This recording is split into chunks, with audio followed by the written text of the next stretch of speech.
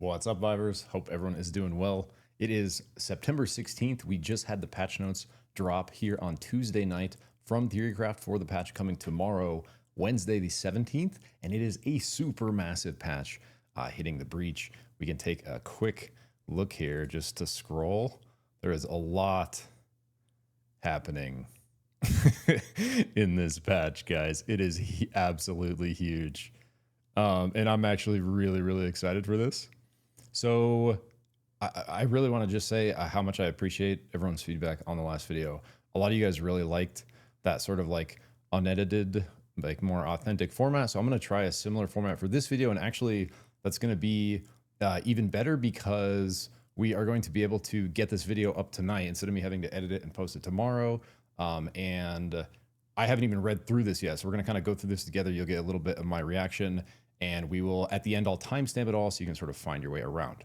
Okay, diving in. 1.04 patch notes unlocked Armory Hunter Balance and item queuing. It's happening. The Armory is unlocked with a whole host of related changes. And note this patch will be live September 17th at 8 a.m. PST. Okay, opening context. Aloha, Supervivors. In this patch, we're unlocking the Armory for all and making big changes to our meta progression systems.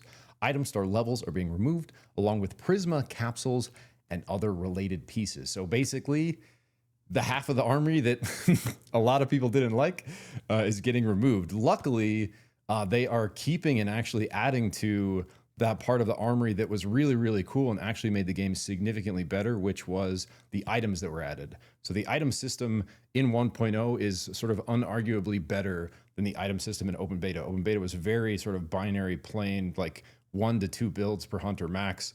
I can play Ghost in like 16 different ways now. It's awesome.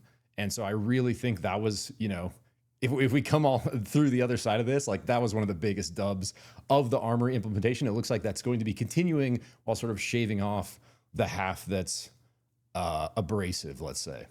We received a lot of player feedback on the Armory since our 1.0 launch. We began shipping changes almost immediately and have continued across patches since then. But those changes have been focused on improvements that we can implement quickly, whereas this patch is a bigger overhaul, maintaining the positive elements of the Armory and removing the rest, like we were just talking about. Your feedback has been key in helping us here. So, by the way, everyone that's been playing, giving feedback since 1.0 came out, and everyone before that too, like, thank you. And we appreciate everyone who's weighed in with their thoughts since launch. Along with the Armory changes, we have Kingpin buffs, Mercury nerfs, and a new feature, shop queuing, just to name a few other highlights. Okay, so this first big chunk, we're going to get into looks like right into Hunters here. So I think maybe what we do, guys, is take a look at the Armory stuff first, and then knowing this stuff, it's going to make the Hunter stuff more relevant. So let's take a look at the Armory stuff first. It's happening.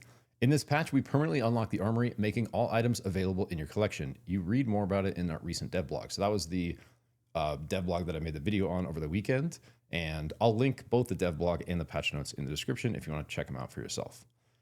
So, capsules have been removed from the game. The Gamba, pop open, give you Prisma, gone. Prisma that was in the capsules, gone. Prisma extractors, where you put Prisma in the game, gone. The Forge, the whole thing has been gone. Is the Tiger God Blacksmith still around? Who knows? We'll find out maybe. Someone has to be making the items still, right? So I'm assuming, even though we don't have access to the Forge, it might be still around in the lore. We'll see. All right, so getting into Hunter's Journey, items are now unlocked in the Armory throughout the initial levels of the Hunter's Journey. Okay, so when you log into SUPERVIVE, there's a couple different like progression paths that are presented to you. The Hunter's Journey is kind of the first one. It's not the battle pass. It's not your rank or anything like that. It's sort of your level. And as you level up, you unlock, especially like very early on, you unlock sort of like phased progression for new players to sort of not overwhelm them with the vast amount of mechanics that can be available in this game. So taking a look here, like this is basically showing us like which levels of that Hunter Pass, and we remember ranked is unlocked at level 20, if I believe correctly now. And so this is just an example of like someone with a new account or a new player. Here's what they're going to be unlocking. By the time they can actually play ranked, they are going to essentially have everything unlocked in the Armory that we were used to before. So we can just like Take a look at this real quick. Level 1 grips, we got Power Gauntlet, Phaetek Claw, Greenwood Grasp, Titanic Bond. Level 2 relics, you're going to get Vibe Infuser, Uppercutless, Ultimate Diadem, Gravity the Squid. Level 3 kicks, you're going to get Phase Striders and Bloodlust Boots. Level 4, you're going to get some perks, Swiftness, Fortitude, Jetstream Jockey, and Amphibian. 5, you get Grips, Bubble Frog, Frozen Palm, Gorger Talons, Longclaw Optics. Level 6, you get Relics, Wildfire Drive, Duality, Guardian Angel, Last Bite, Paladin's Primer. Level 7, you get Perks, Shield Generator, Relic Accelerator, Forest Blessing. Level 8, you get Relics, Sword of the Seven Suns, Festering Jawblade, Overgrowth, Thunderbolt. Level 9, you get Perks, Thermal Suit, Regenerative Armor, Second Skin. Level 10, you get Grips, Chrono Gauge, Burning Palm, Trigger Fingers. Level 11, Perks, Vengeful Strike, Heal Receptor, Grace, Armor Shredder, Dash Engine. Level 12, Relics, Black Rose, Essence Reaper, Harmonic Edge. Level 13, Perks, Adversity Engine, Nocturnal, Glider Booster, Vibe Collector. Level 14, Relics, Air Blaster, Battlegum, Rumal's Hoverwings. Level 15, Grips, Rage Steel Gauntlet, Soulbond's Rabbit Paw. Level 16, Perks, Recon Expert, Glider Coolant, Regenerative, Elixirs, and Discount Sigil. Level 17, Relics, Refractor, Icecrown's Time Staff, Stasis Shard. Level 18, Perks, Farsight, Protofactory, Contract Killer, and Rapid Metabolism. So essentially, you know, everything we had before is now going to be unlocked in this first part of the Hunter's Journey. So anyone who's already has ranked unlocked is just going to have all of this activated right away. All missions that previously gave Capsules or Prisma now give Hunter's Journey XP. So that's pretty cool. So the missions will, if you're a newer player, help you progress through this quicker. And if you're not already progressed through the Hunter Pass, will help you accelerate that. So Armory rewards, players who have played since our 1.0 launch will receive a reward package. These rewards will be delivered through the in-game mailbox during Patch 1.0. So at Call Sign, 9DVP, these two Prisma and Shaper avatars, like little banners. So it looks like our Tiger Goddess Blacksmith is still going to be around.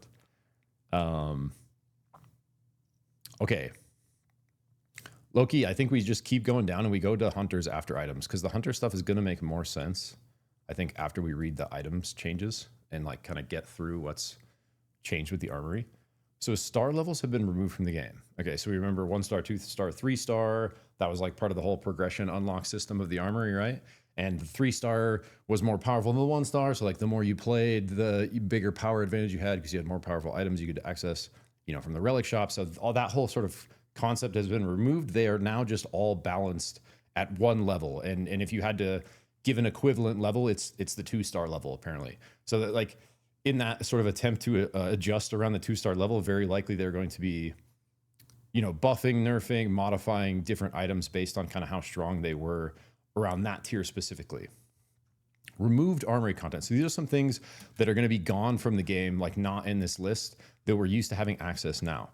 Lockdown, this is that perk. So every 0.1 of CC and SUPERVIVE counts. Lockdown was providing more than that and in a way that was invisible to most players. As such, we've opted to remove it. Invisible meaning you can't see like normal perks on an enemy, so you don't know if they have lockdown, which is like increased crowd control timing, right?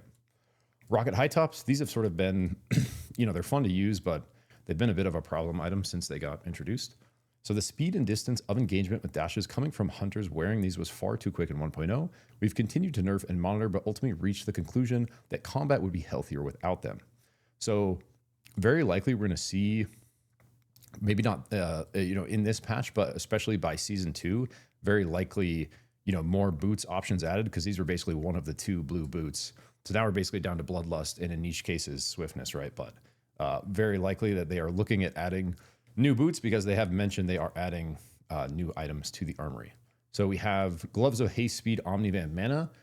These starter grips were in place to kickstart your Armory as a new player, but with the new earning method, keeping them adds complexity without them being super exciting. So these were used in like some niche builds, like Elluna is a good example where you would want to build, like for the dash max build, you would want to build Bunny Paw with these Gloves of Speed to basically double dip your grips into dash haste, right?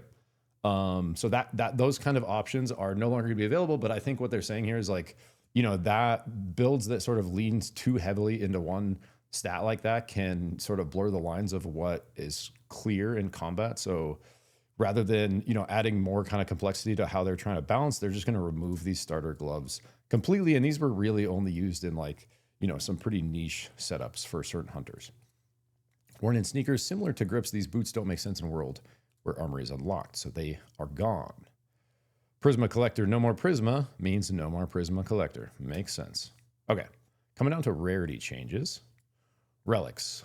Resonating Idol and Ardent Songbow have been crowding out other builds when they're readily available, but we like their unique playstyle fantasies. As such, we've decided to remove them from shops and promote them to exotic rewards. Oh, interesting. Wait, I actually really like that. Dude, I actually really like that. This also allows us to make some adjustments to their power to really deliver on the dreams they enable. Okay, let's take a look at Idol. No longer purchasable in shops, dropped by day 1 and 2 bosses instead. Cooldown reduction per resonance stack buffed because they're now harder to get and it drops on death, right? Just like a lot of the other exotics. Casting dash halves your stacks. Hitting, so that's similar to the old behavior. Hitting an enemy hunter with an ability grants a stack. 50% mana refund on abilities above 5 stacks, drops on death. Okay, so we're still going to be able to, instead of stacking it to 30% now, we're going to be able to stack it to 50% again. So it's going to kind of be where it was on that power scheme, but you're not going to be able to, like the 3-star one, just dash freely. So you are going to have to mind your dash is, because they are going to, have your stacks counting as a different ability from the one you're trying to chain cast. And just like it was, hitting an enemy hunter with ability is what's going to get you a stack. And there's also the mana refund, if you are above 5 stacks on the ability you're spamming. So definitely, like, for those that really like this, like, more like a one-button build, like Power Fantasy, where you're like spamming something, if you're able to find this exotic, you are going to be able to do that. But this is like more of a case where not everyone can just grab this right away, as on their first buy at a Relic shop and be ultra powerful the rest of the game, never dropping it. It's going to be one in each match if it's an exotic that's available that match, right? And you're going to have to contest it, and it's going to drop if you die. And so, yes, it's going to be more powerful, but there's only literally going to be one, basically per match, and it's not even going to be in every match. And so really on, the same level as the other exotics with this like sort of extreme power fantasy that is like has a definite downside if you're not able to hold on to it. So same story with Ardent Songbow here.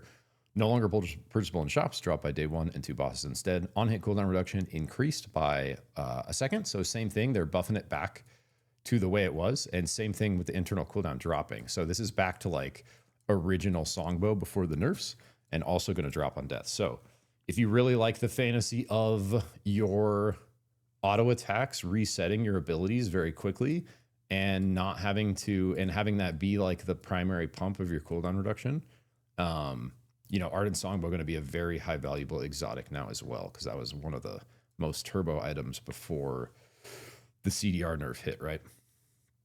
Okay, coming out of perks. On a similar note, Basecamp Boxer and Oracle Immunity were starting to feel more like required team perks rather than strategies you could opt into. We removed these perks from the shop and put them as legendary rewards for day 1 bosses. Now you need to fight for these for team-wide buffs if you want to find them. So Basecamp Boxer and Oracle Immunity no longer purchasable in shops, dropped by day 1 bosses instead. Interesting. Okay, I like this too, actually. So you can still get these things, but it's not like everyone, it's kind of like, it definitely like loses its spice when like everyone in the match has Oracle Immunity. And then you just like, all of a sudden UAVs are like useless, but then everyone's having to like, drop some of their economy on it. And yes, it was the same same thing with Boxer. So I actually really like this one as well. The idea where you're able to kind of keep the fantasy of it and have them still be really strong, but not so readily available. It's pretty cool. Okay, balance changes coming into relics. This is the juicy stuff. This is what people are wanting to see right here. This is what I've been waiting to see. We like that there's, so Sword of the Seven Suns, we like that there's a burst relic that damage dealers can opt into. That being said, the burst profile on this particular relic felt like it was giving a bit too much value, so we're nudging it in. This is what I like to see, bro. Like, low key, I love SUPERVIVE. I love the devs, but I just think sometimes the balance team just sort of overreacts on stuff. Like, they'll just, like, you don't have to go with such extreme numbers. Like, you don't have to add 15% damage to Shiv, then take off 15%, then add 15%, then take it back again. Like you could try like 5, So this is more in this vein where like this item's strong. Instead of nerfing it all the way to where no one uses it, we're just going to drop it down 3%. So I think Sword of the Seven Suns is still going to be quite strong. The difference here, guys, is the 3-star is 20%. So this is actually an effective 8% nerf, which would be 60% of the power it had before. So if you're rocking Sword of the Seven Suns compared to like the 3-star version, you're still getting the same curse of the dash haste reduced, right? But you're essentially going to be wielding 60% of its previous power, if that makes sense, because this is basically mirroring the 2-star version and then down a little bit. So probably still going to be good, but maybe not, you know, quite as crazy as it has been. Air Blaster, we want to make Air Blaster low key. I think this will make the curse more tangible too, where people will be like more cautious to take this because they don't want the dash haste because the damage isn't so crazy. So I think it's like, you know, matches a little more of its profile probably. And, you know, we'll see if no one's picking it up, they might adjust the curse on it. Maybe we just get to pick it up for 12% without a curse or something like that. We'll see. Air Blaster, we want to make Air Blaster a more reliable defensive option. Often enemies could cancel the knockback by dashing immediately as they got hit. Adding this micro ground should prevent these cases. Ooh, dude. That's cool, actually, because I really like Air Blast. Blast all enemies away from you. 25-second cooldown. Now briefly ground this target hit for, it's not long, it's a quarter second here, right? But it's going to be enough for the impulse of the Air Blast to achieve its goal of knocking them back before they can cancel that impulse with their own impulse from their dash, right? So I think that's cool. So this is going to make Air Blast like a lot more realistic to pick up compared to some of these other options. And I'm curious because I think 3-star is what gave Air Blaster the shield. So I wonder if there's no shield on it anymore, because I don't believe the 2-star had the shield. And if they're balancing around 2-star and they don't say anything about the shield here, the shield aspect of it might be gone. We'll have to see.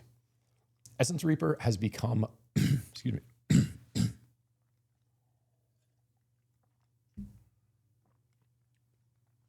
Essence Reaper has become overly dominant in the meta, particularly on Elluna and assassins like Joule, who build it for survivability rather than its intended purpose. So, is survivability not its intended purpose? It's part of its intended purpose. It literally stacks your HP. I mean, it has a little bit of offensive, but as we'll see here, HP per stack on LMB from 8 to 6, HP per stack on LMB for minions from 3 to 2. Okay, so the actual HP you get per proc of it, which was on a 3-second internal cooldown, if I remember, is down a bit. So it's down 25% on LMB on enemies. It's down 33% on LMB from minions. HP per stack from abilities on hunters. So abilities. It's interesting, isn't it interesting that abilities give less HP per stack than LMB? I thought those were flipped. I thought hitting an ability is harder than hitting an LMB. Maybe I wonder that might be just like a typo where they're supposed to be the other way, but I could be wrong on that. HP per stack from abilities on hunters 4 to 3, so down 25%. HP per stack from abilities on minions from 2 to 1, so that's down 50%. That's halved. So you're gonna get half value from hitting abilities on minions. 33% value from hitting your LMB on minions. Internal cooldown of what it was, right? Like that's off. That's the percent less powerful than it was. Hope that makes sense. Internal cooldown from 3 seconds to 4 seconds. So the internal cooldown also increased as well, increased by 25% here. So it's basically going to be harder to stack. What this all comes down to is like this item is not going to be as easy to stack the HP high. So it's still going to be, I think, probably a pretty dang good item because especially for certain hunters, for certain builds, the nature of infinitely stacking, obviously there's sort of a match length time, so it's not truly infinite, but the idea, the fantasy of like an infinitely stacking item is pretty cool, and this might bring it more in line where the end game health, if you are perma stacking it all game, is not so crazy to where it's like totally busted, right? So that seems like a pretty good change. Grabby le Squid. Reduce cases of extra long dashes while still letting people have fun with crazy physics combos. Okay. We're also reducing the number of charges to improve clarity on when Grabby is on cooldown and bringing in the previous 3-star effect of reducing the cooldown when using it on terrain instead. Okay, interesting. Okay. I like the no charges thing because now you'll know if it's on cooldown, and that's very important to sort of play against it for hunters like KP that can combo it with their slam and stuff like very effectively. Maximum dash duration from 3 to 2 seconds. Charges reduced from 2 to 1.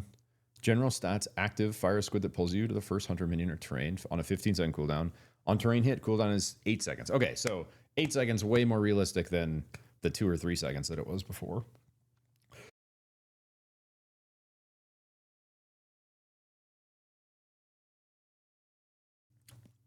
Excuse me. That's the stuff I would normally edit out. Sorry.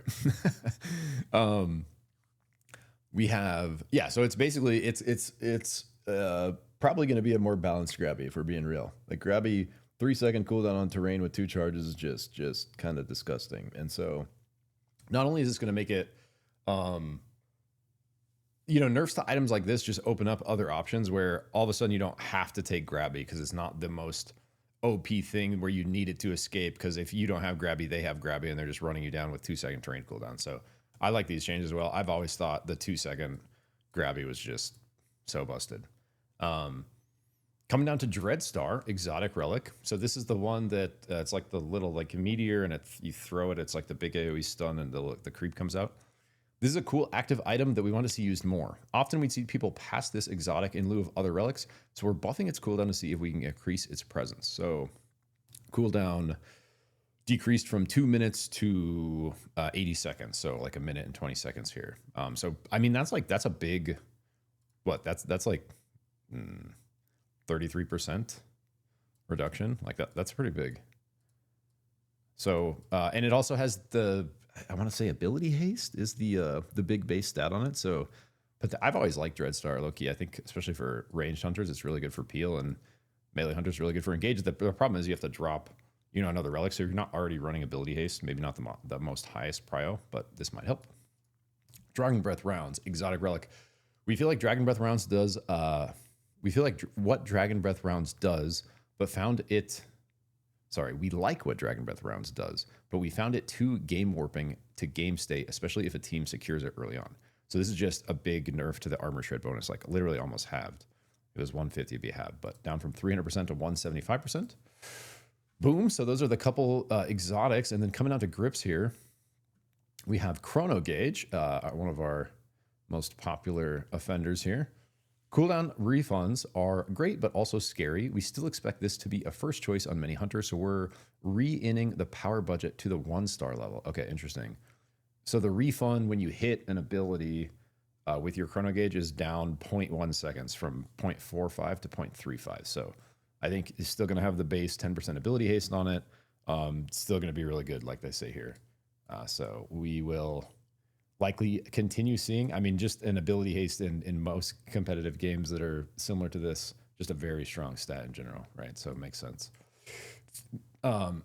Fate Tech Claw, we like Fate Tech Claw on damage dealers, but we found that hunters like Zeph and Mercury were too often double dipping on both the offensive and utility outputs of this grip. As such, we're removing the healing component and sharpening its identity toward offensive. Ooh, I like this. Okay, but they didn't buff the ability damage at all. It's just outbound healing move. So Fate Tech Claw going to be in a bit of an interesting spot. It might need a little more ability damage to be picked up for some other options, except for on certain hunters. We'll have to see.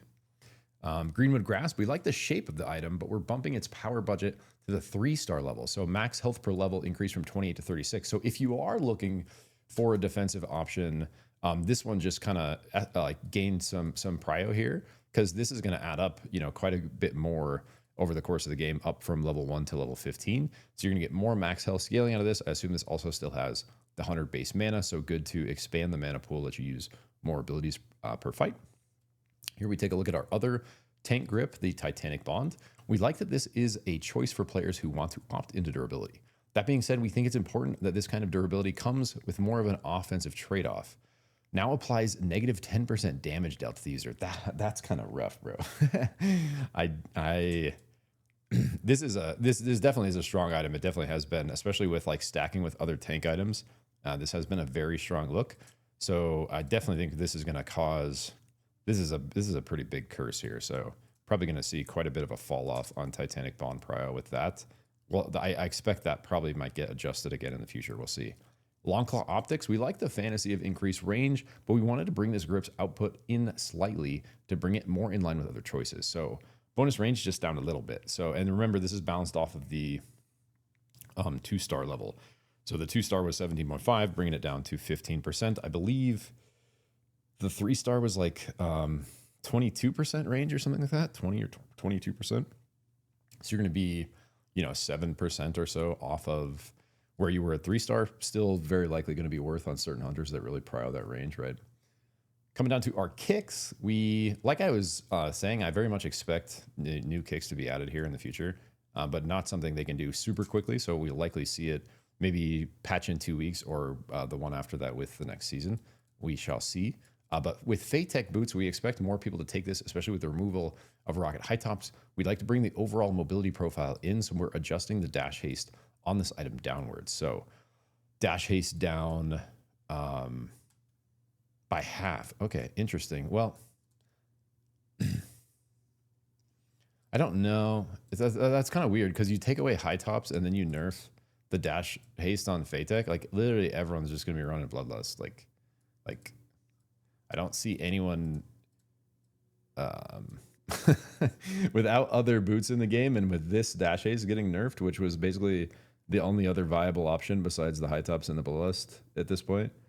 I think we're just gonna see 100% Bloodlust boots for a bit here till we get in more boots. Okay, perks dash engine. Make fewer hunters universally reliant on the specific perk to feel like they can participate in combat. Mana costs for mana hungrier hunters have been adjusted to reflect this. So we'll see that in the hunter changes when we go up after we finish the items here, which is going to be just a second, and then we'll come back down to these systems. So mana refund on dash engine decreased from 75% to 35%. So that's way less. You know, basically that would be, yeah, it's more than half because half would be like 37.5, right? So more than half taken off of the mana back. So still going to be definitely worth picking up on certain hunters that dash a lot. I'm very sure, but especially with hunters that aren't using it, I think with the mana adjustments, it's not going to be so much like universally required, like they're saying. And then last thing here, item QOL, Jawblade and Last Bite now have activate sound effects. Ooh, I like that a lot, actually. So you're actually going to know when Last Bite pops, which is like when they cross the 60% threshold and they get all that extra vamp coming online. Like you're going to know that not only as you as a player giving the audio cue, but you're also going to know that as an enemy playing against them. So like, again, more readability. Same thing with the Jawblade active where you just like press it and get the huge amount of Omnivamp. So you're going to basically know now when these two items are like juicing their Omnivamp into you or whoever you're fighting. And, you know, to improve sort of the readability of things, I really like that. Okay, let's go all the way back up to hunters here. Now that we kind of have an idea of like the big armory stuff, and we saw there's more system stuff. There's like so much in here. There's more system stuff. There's mode stuff. There's bug fixes. So before we kind of finish with that, let's jump all the way back up to these hunter balancing. And I think this stuff is going to make a little more sense now that we kind of have an idea of what's happening with the item. So Elluna has been particularly powerful the last couple patches with double dash haste grips, high tops, and essence reaver. That's some of the stuff we were talking about. We've adjusted or removed some of those items, so we figured a lighter touch on her base cooldowns was more appropriate.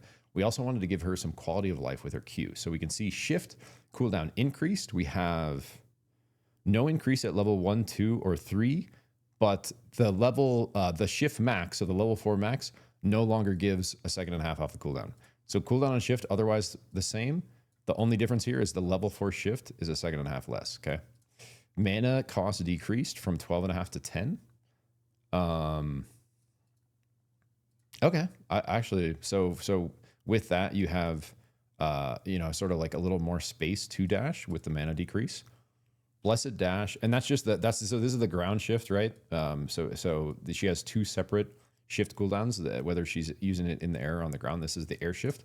So for the air shift cooldown, it's the same story. Level 1, 2, and 3 are all the same. It's the level 4 shift, again, that's going to give you a second. It's going to be the same as level 3, so it's no longer going to give you any cooldown reduction on the air shift either. And the mana cost dropped on this one as well, actually significantly here, 10 off, a pretty big chunk of the air dash. So you're going to be able to use your dashes more, but if you do shift max, you're going to lose a little bit of dash haste. And again, this is combined with not being able to do the gray dash haste grip with the bunny paw. So you are going to you're definitely going to feel the cooldown reduction a bit if you're used to running this build, but you are going to be able to have more space with your mana. So you're not going to be running out as mana of mana as much as you're kind of spamming shift, like flying around. So I think like it seems like a pretty fair. We'll have to see how it ends up working out. Moonlight Blessing, no longer removed when attached target is stunned. Oh, okay. So like her heal, the little heal circle she threw, if the target got crowd controlled, it was taken off them or stunned specifically, I think. And now that is not going to be the case. So her Q is better. So it seems like a pretty fair touch to Elluna based on where she has been. Coming out of Kingpin, I've been waiting to see what this one's going to be like. My buddy Flo has been in throes about the state of Kingpin since the last patch. So let's see. We started building out the functionality of Kingpin's R&B last patch, but we were able to complete it in 1.04. With these set of changes, we hope that Kingpin players feel like they have more agency over the Abyss by dropping low to dunk on their terms. We also wanted to give Kingpin some quality of life buffs and fulfill the player request of allowing him to glider cancel Slugwave casts. Slugwave being the ultimate. So Abyssal Grasp is the R&B, the big hook, the grab.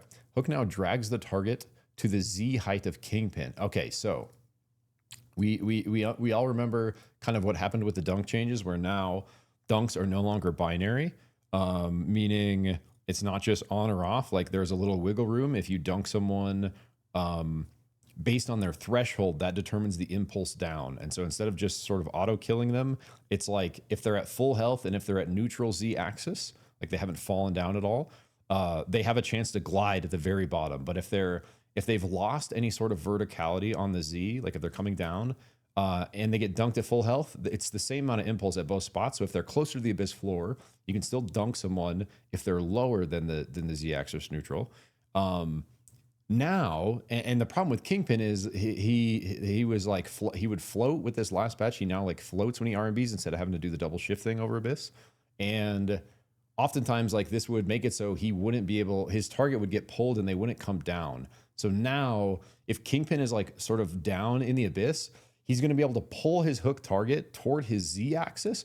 And then when he dunks, if he's already low, that's a guaranteed dunk. And because of how much of Kingpin's kit revolves around the R&B slam, especially dunking with it, I think this is like a really good change for Kingpin. I think this is going to make Kingpin feel way better, like much higher skill expression than he feels right now, where you're actually going to be able to finally again, if you are, but there's a little bit of a cost, right? Because you have to be down somewhere below Z axis, unless they're missing some health, then you have more dunk impulse, right? So I think this is really good. Mana cost decreased as well, actually. So the R&B by a third. So to 10 off the mana cost, actually a big chunk here for the R&B. So you're all going to be able to throw it more. Taking a look at Brute Dash, we have on the Air Dash, mana cost decreased from 15 to 10. So again, 33% decrease here on the mana. So going to be very nice for his mana pool, these two together.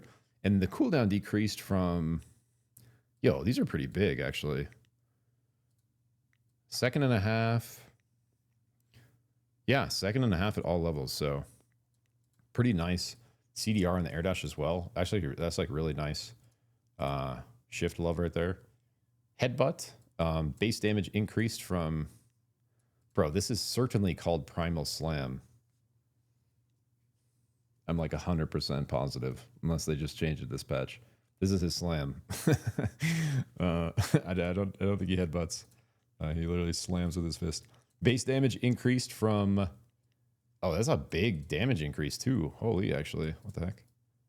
We got like up 53 on level 1 and similar on 2 and 3. So going from 260 to 325 on the top end of, so you're going to have like more into that like assassin archetype trope.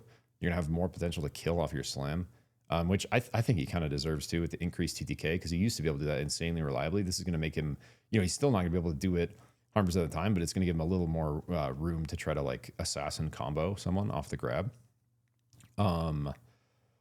And we do say the thing they mentioned where the ultimate Slugwave can now be canceled with your glider. And so you'll be able to like mid-stop your animation if you need to for whatever reason when you are kind of locked in that double shot R.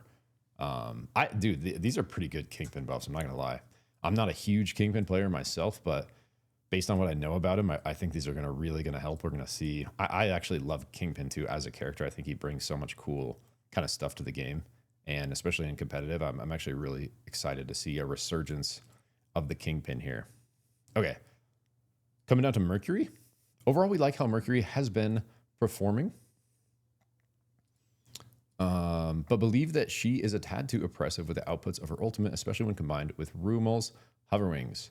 As such, we're adjusting the outputs of the spell downward to what we think is a healthier spot. So Golden Beam AP ratio decreased, pretty significant AP. This is a previous hotfix, but noting. Okay, so this already happened, right? This is the one that went through with the last hotfix. Range decrease by 150.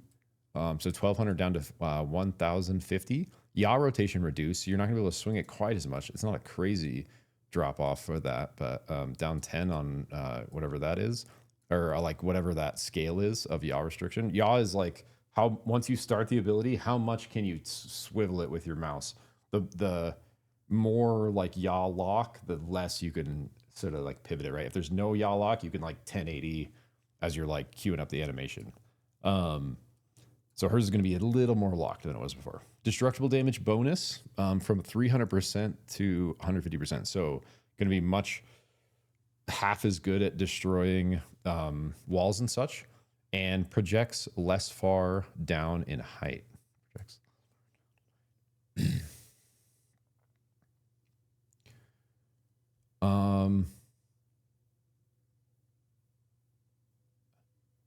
I'm not 100% positive what that means, to be honest with you. Projects less far down in height. Talking about, you know, something with Z-axis and how it interacts with where someone's at based on that, but I'm not 100% sure what that means. Okay, moved on to Beebo. Beebo has been extremely mana hungry, especially in the early game, so we're making some mana adjustments to open up his ability to fight. We were also too harsh on how we adjusted his shift cooldown in the previous patch, so we're taking this opportunity to smooth that out. Lastly, the height at which Beebo's cart could hit targets below it often resulted in both confusing and uninteractive gameplay. We hope that this change will make that experience more clear and fair. Okay, it's interesting. So they're removing Skycar, but they're buffing him a little bit, and they're giving him his dash back. Let's see. Zeep R&B mana cost decreased.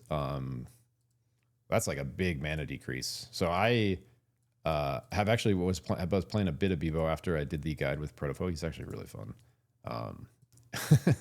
But the mana cost almost halved on the R&B, 20 to 13, pretty big.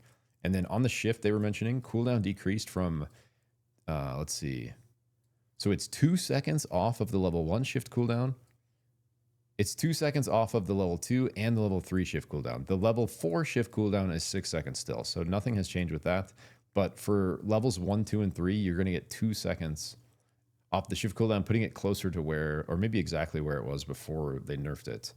Level 4 now has the mana cost instead of reducing the cooldown by 2. Oh, okay. So instead of getting this is what they're mentioning here. Instead of getting this down by 2 for the level 4, they're going to get half the mana. So going to help with these mana problems they're referencing up here, right? B-Bomb mana cost decrease, so big, like that's halved. So Beebo's going to have way more mana than he had before. And here's like, so these are all buffs basically. Here's the nerf, and this is if you were doing, you know, some Protofo type astronaut, as he would call it, tech, which is really cool.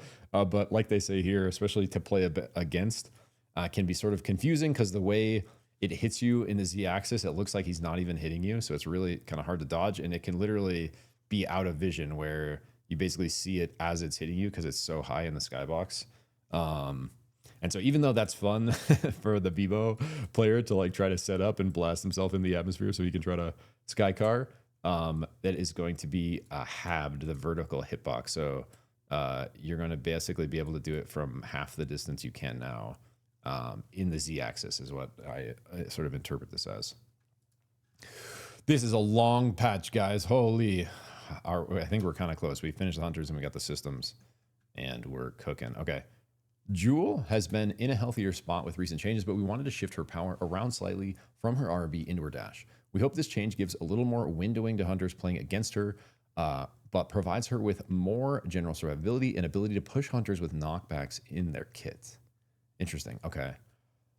So Lightning Spear R&B cooldown increased. by a little bit. It's a half a second at level 2, and it's a second increase at level 3 and 4 for her R&B, the spear that knocks back and procs the orb. So a little nerf there. And then the surge, the shift, while dashing, damage taken is reduced by 50%. Okay, so for those that played in open beta and prior, she used to have an iframe on her dash where she was fully invincible, right? Like same with like a Brall ulti.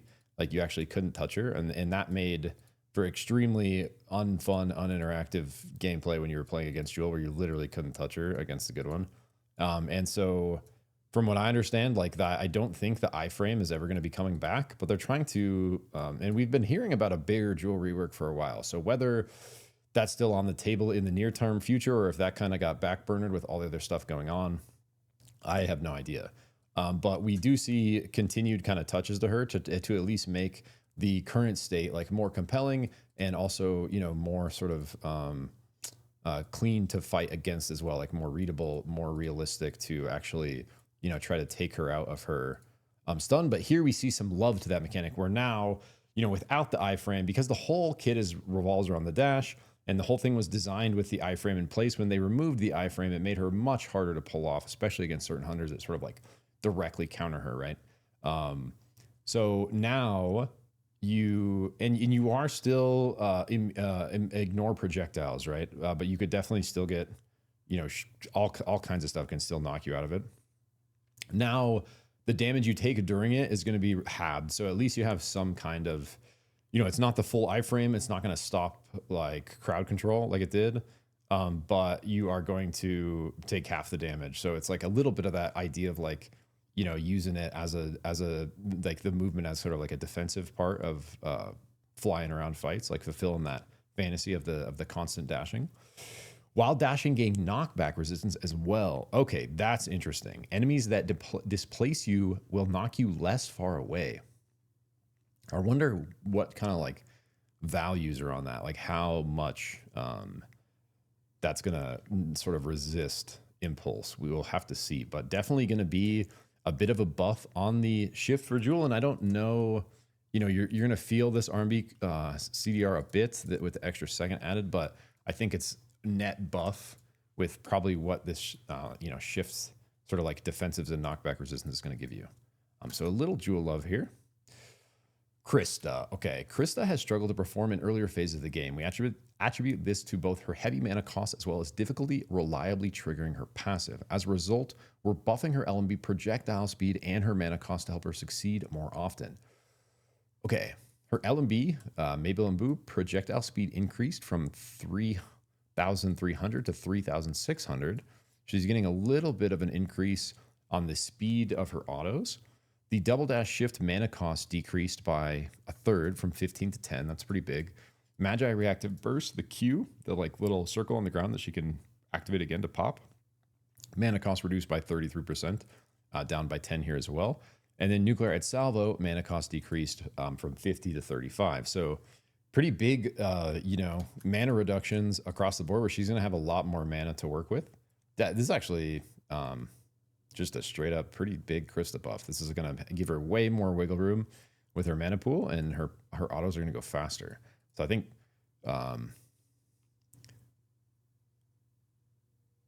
it's actually interesting because Crysta really was popping off with the certain 3-star items, like 3-star diadem and such. So I think with everything balanced to 2-star, maybe she is going to need this love, because I was about to make a point about how I've been thinking Crysta is pretty strong, but she definitely has had a bit of a fall off since like the diadem changes, and now the fact that all this other stuff is happening. I think these are probably going to be pretty good for her in the end, and the balance. Okay, coming out of Jhin. Jin's gameplay fantasy of being a potent 1v1 assassin is hampered when his damage gets immediately negated by a healer. We want to give Jhin more opportunities to win duels against protectors, so we're adding an anti-heal to his R&B. Interesting. If Jhin lands his dagger, he should have a better chance to win those 1v1s, but if he whiffs, he's probably still losing. And with the dunking changes as well, very much Jhin it has to play into his R&B. So Jin's kit, like now more than ever, it always sort of has, but is going to be very dependent on hitting your R&B. And like the big combo, if you're playing him or if you're playing against him, he's basically trying to throw his R&B, he starts charging his LMB, the Ashgar Warblade, and he looks the other way because if he hits the dagger, it's going to put him behind you, right? So he charges his LMB, looks the other way. As soon as the dagger hits it, puts him behind you. He lets go of his LMB. It does the charged, especially with the right timing, it'll do the perfectly timed LMB attack. And then depending on the situation, he can weave an auto there. Then he's going to Q1. He's going to try to weave another auto. And he's going to come down with the Q2. And the Q2 has the execution damage. So especially if that target is already missing some health, the bit of chip damage he gets with the RMB and those couple autos and the Q1 is often enough to bring his kill target in range for the execute with the Q2, because the Q2 does more damage based on the missing health of the target, right? The problem is, like, this is like his kit now, right? This is like, you have to land this combo to be really effective, especially on land.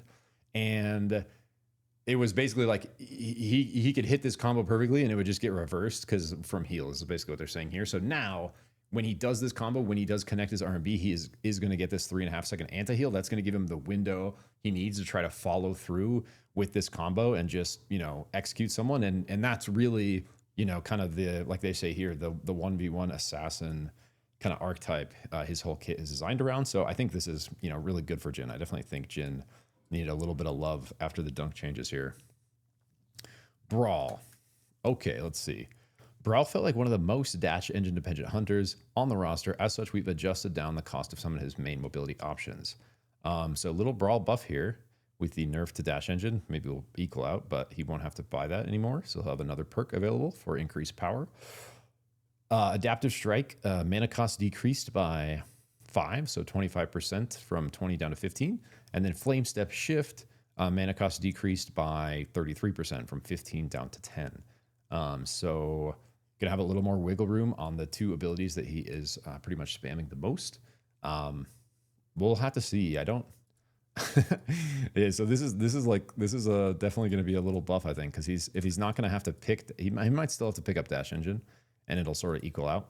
But if this lets him not have to pick up dash engine, he's actually going to be more powerful because he gets to put another perk in that slot, right? So I don't think Brall needs buffs, by the way, but hopefully this is sort of like a net neutral. We'll have to see. So Oath, with the changes to dash engine, we felt like Oath could use a little more support with mana, so we've adjusted his cost. So same thing here. Regen field mana cost decreased by half. Wait, so the Q is half of what it was, 60 down to 30 mana, 50% increase. That's pretty massive. And then spin dash mana cost decreased from 20 to 15, and shield bash mana cost decreased from 30 to 20. So 25% here and 33% here. So definitely, like, yeah, same thing with Brall. Nice bit of mana love. We've seen a lot of mana love sort of queuing into what they were talking about with the nerf to dash engine and some of the other items. So boom, that is our hunter balancing kind of getting loaded in here at the top. So now we've covered the hunters, we've covered the armory, and we've covered a lot of the sort of changes happening to the items. And if we keep scaling down here, we get to our final kind of couple sections, starting with systems. So base camps, scouting. We want to give players more reasons to hold on to capture points after purchasing all their gear. We hope this helps players evaluate which objectives to pursue next, especially if playing solo. Capture points now spawn a mini UAV that can be activated for free every 60 seconds. That's cool. I like that a lot, actually. Because at certain times in the game, bonfires are like a really big part of how you play.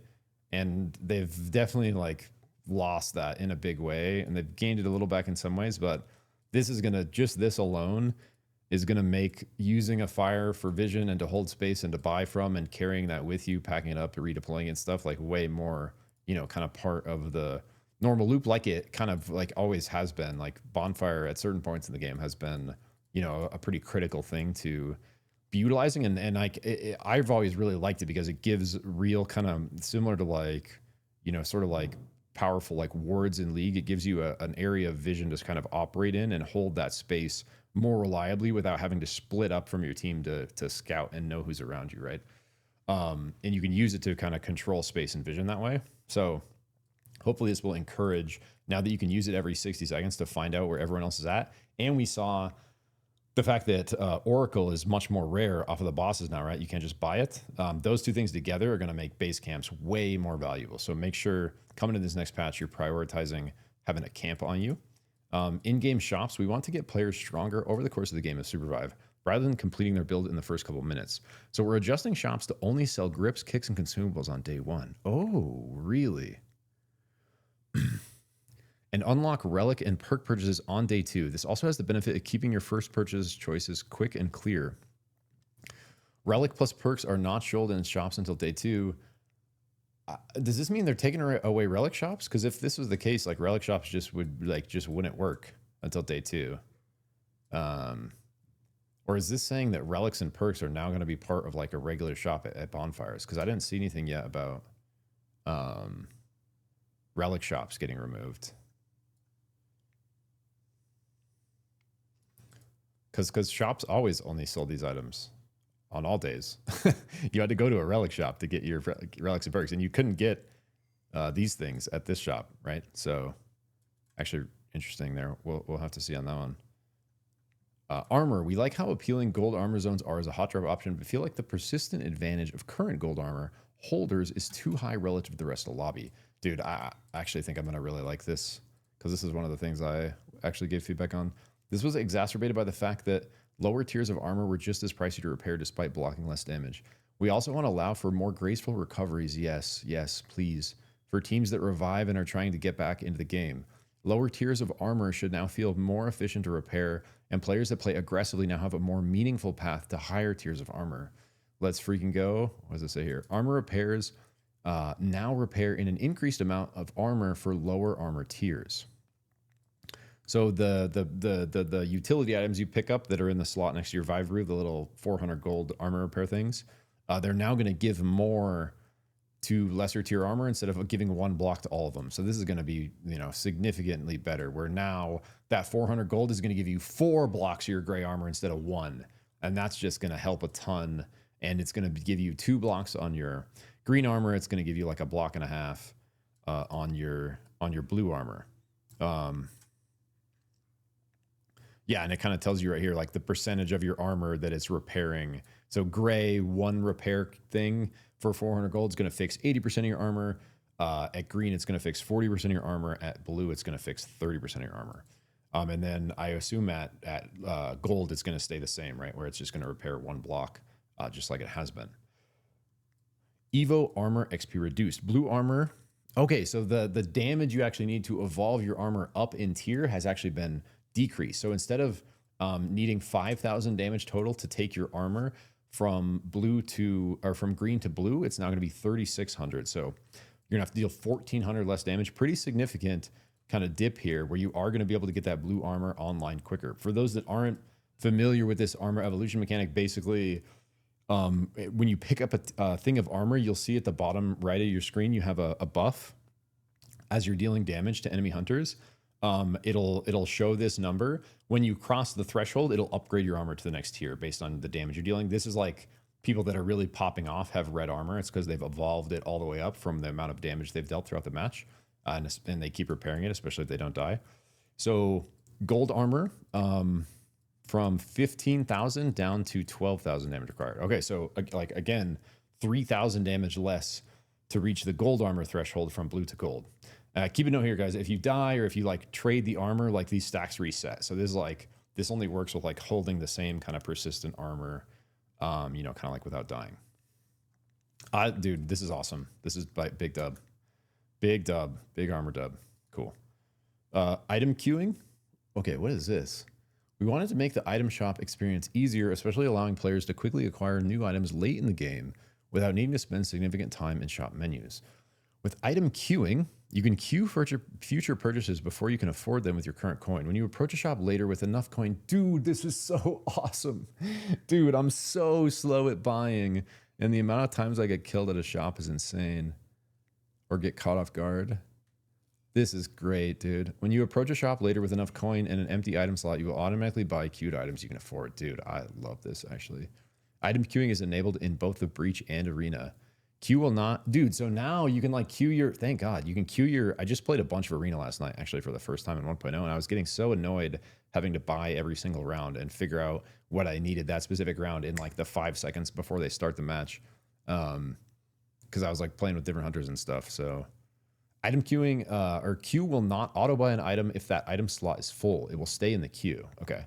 Known arena issue, queued equipment is inconsistently not purchased on new rounds. And little fix for this: walk away from and towards the shop to auto buy. So, you know, this is like a little known bug that they will fix as soon as they can, but little hot fix here, or a little like workaround, you can like walk away and walk back up to it and should buy what you have queued. But I think this is really good. These two things together on the kind of armor item side of things, I really, really like. Okay, here we go. SKYSHARKs, dude. There's so much in this patch. I actually, SKYSHARKs have needed a touch for a hot minute. Let's see. Damage transference.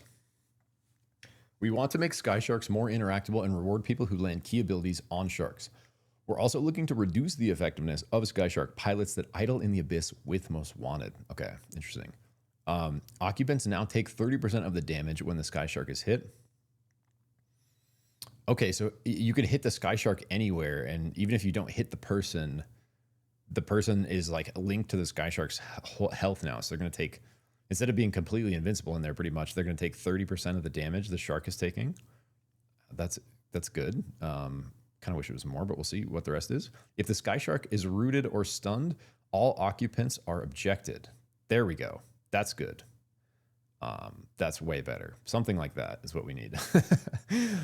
So now there's actually some sort of counterplay to get people off the SKYSHARKs besides those very specific abilities that did it before. Total fuel reduced by 25%. Yes, like this a lot. Fuel starts to slowly bleed out as long as there is someone in it. This process takes 2 minutes, 30 seconds if you just idle. Wait. Fuel starts to slowly bleed out as long as there is someone in it. But that's a long time, bro. I'm confused. A crown is a minute 30. So you could sit out there for a full minute.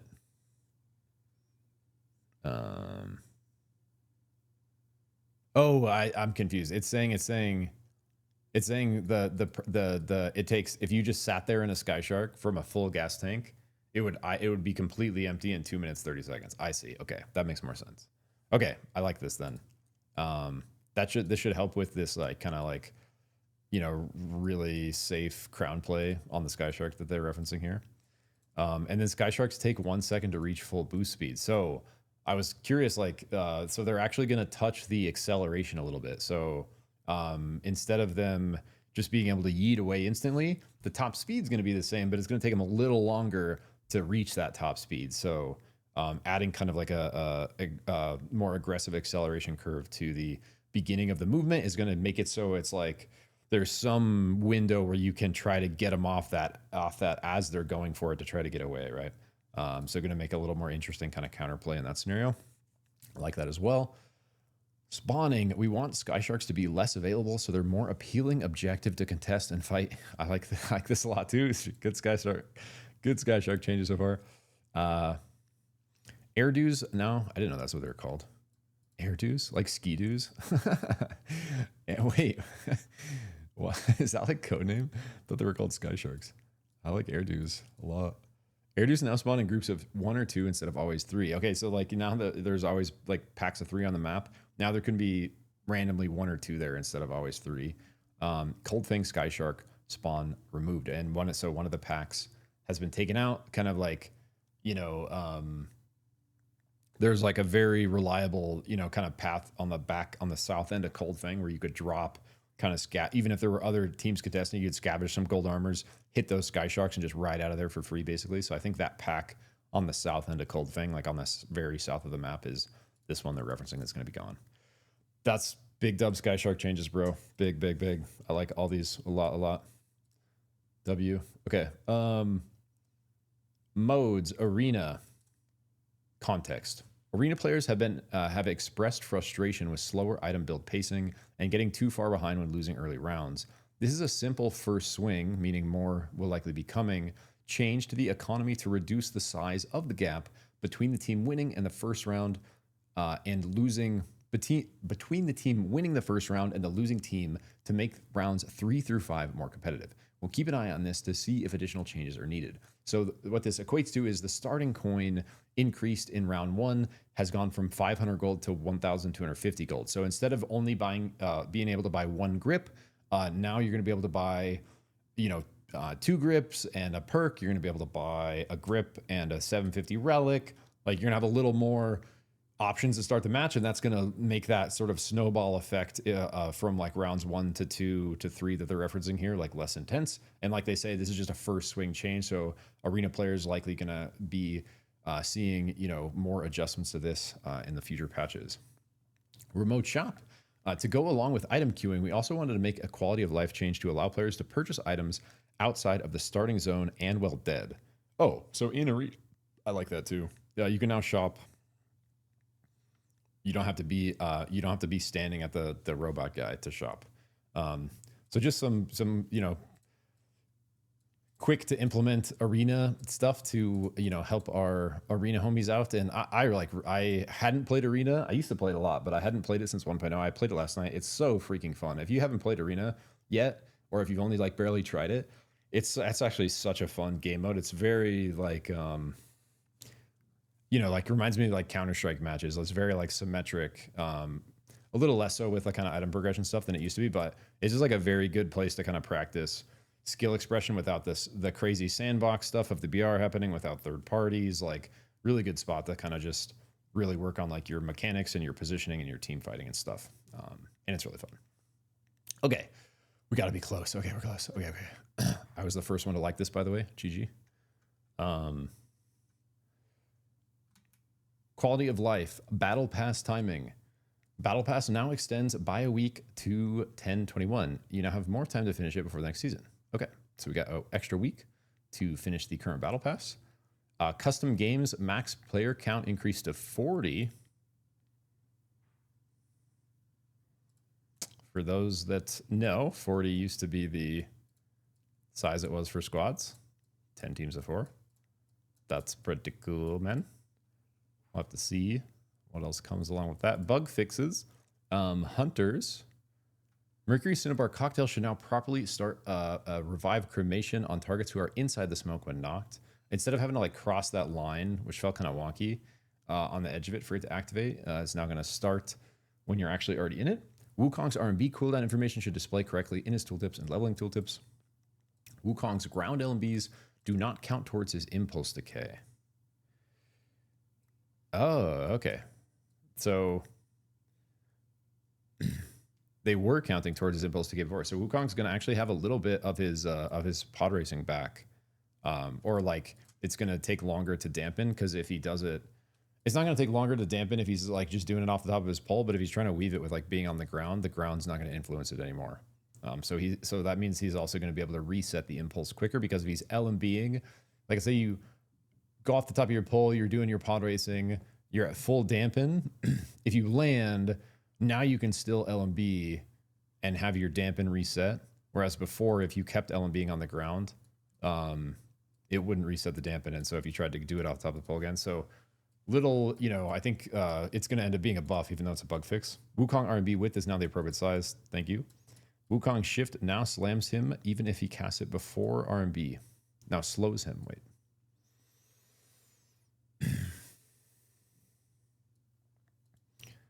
Why does it... Wait, I'm confused. What, his shift slows him? Oh, the slow they added on the R&B off the pole. I see. So, like you could basically get around the change they made before by shifting before you let go, and now it's going to include that as well. So you're not going to be able to... This is going to make it so you're not going to be able to get as much distance on the R&B with the shift if you do it before. If I understand. So it's like, a little buff here, a little nerf here. We'll have to see. Like this is going to just make it, this is how it always should have been. We'll have to see how that ends up playing out. Elluna's Enchanted Forest skin should now probably appear to hide when she's in a bush. Dude, that's like so unfortunate for anyone that's been rocking that skin, bro. Just didn't work in bushes. Oath's Sanctuary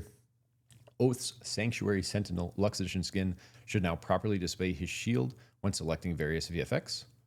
Shiv's Far Step Dagger should no longer disappear when cast very close to terrain.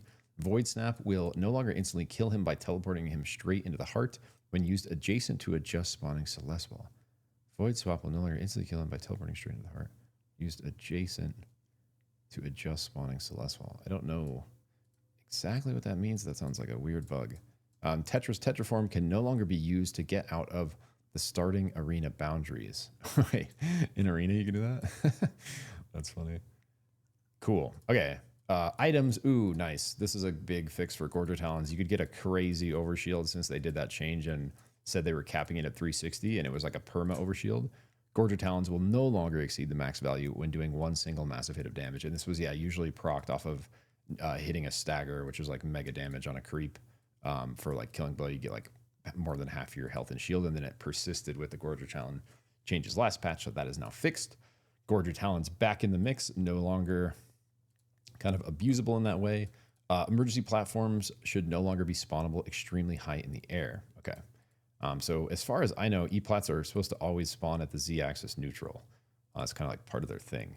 So this is, you know, essentially a bug that's going to be gone now. So they are going to do that.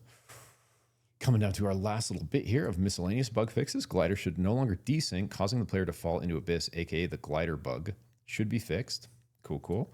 Hunter tooltips should now display damage numbers while in the main menus. Cool. Numerous improvements to play in fog of war behavior for sound effects. Okay, so like certain abilities, the sounds and stuff, like audio cues will be able to be heard better from Fog of War, if I'm understanding this correctly, or at least properly, right? However, they're supposed to be balanced rather than however they're not. Recall to an ally should now show a visual cue indicating the player is temporarily weaker. So you're gonna, that like debuff you get when you recall, no longer a silence, right? So it's stronger than it was, but you're still gonna get a little bit of a damage debuff and a slow, if I remember right, like 30% or something like that. Now you're gonna have a visual cue indicating that's happening. Again, adding more to combat clarity like this. Hunter SFX sound effects should consistently play in Fog of War the same way. Examples that now play as intended. Crysta LMB, Shiv Teleport, Brall Ultcast, Carbine Ultcast, Celeste Ultcast. Gotcha. So basically, all these things you're going to be able to hear now from Fog of War, where you sometimes couldn't before. That's my understanding of this. Again, adding to the combat readability that's been kind of like a big focus of their changes in the last few patches. Okay, boom. So that is it. And that is a lot of it here. We have actually just such a massive stack of changes. I've been honestly, like after I sort of had a chance to internalize what they were saying in that dev blog, I've been really excited for this patch to hit, and like like weirdly just sort of the way stuff has been shaking out, I'm like more hopeful now than I was at one point at launch, because I was pretty skeptical about that side of the Armory, the power differential it was going to introduce with the star levels between newer players and players that played all the time. Like there were a bunch of things that I was pretty nervous about. So I think this is a huge, super massive step in the right direction, kind of returning to the vision of a competitive SUPERVIVE and really focusing on combat clarity, you know, making items accessible to players so that they're not weaker just because they don't play as much, like really lessening that huge power gap between grinders and casuals, right? To the point where it's like there's no longer a gap, right? You just, as soon as you can play ranked, you can use all the items that are available. And so again, it's much closer to, you know, more of a competitive type scenario, which was, you know, has kind of always been the vision of SUPERVIVE, like since I've seen the development. And the other big thing is like it's a moba battle royale, right? So like those are two very like sort of intense PvP modes that are now combined. Like it's by nature an extremely competitive format just to begin with. So trying to balance it like a competitive experience is in the end going to give us the best version of the game from a combat standpoint. And in my opinion, the combat is what makes it such like kind of a magical game and experience, like the sort of lightning in a bottle that I reference sometimes about SUPERVIVE. So I'm really excited about this. I'm going to be playing tomorrow, streaming tomorrow. Actually have a Brawl guide I've been working on with Thank You Chef that's been delayed because of life stuff for a bit, but I'm going to try to be dropping that tomorrow morning.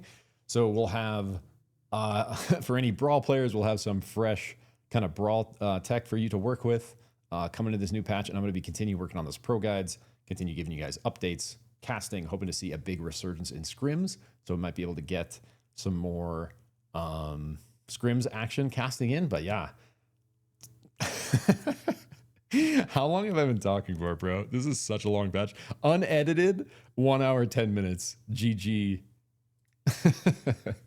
But I really appreciate everyone watching. Love you guys. Hope everyone has a beautiful day and really enjoys the 1.04 patch. Remember, this is going to be very likely leading up into one more big patch in 2 weeks, and then 2 weeks after that is like going to be right around when the season 2 mark is hitting. And from what they mentioned in that dev blog, they are going to be looking to add up to 15 more like new items, grips, kicks, relics to this sort of, armory. And we can expect to see more additions of more stuff to that side of things in the future to really further enable the sort of like beauty of the combat sandbox, the creativity, all the stuff that makes SUPERVIVE awesome. So with that, I just want to thank you so much for watching, especially if you're still here after this whole time. Hopefully that was useful to you. I want to remind you to take care of yourself, keep vibing. I'll catch you in the next one. Peace.